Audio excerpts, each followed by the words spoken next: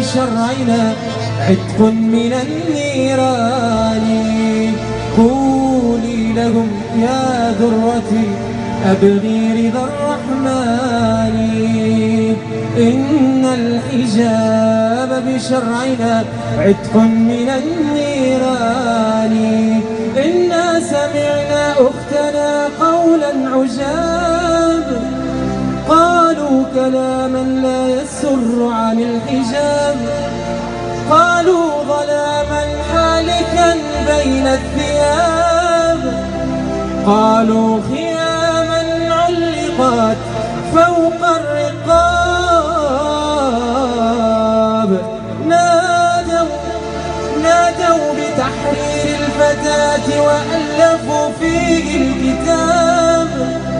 رسموا طريقا للتبرج لا يضيع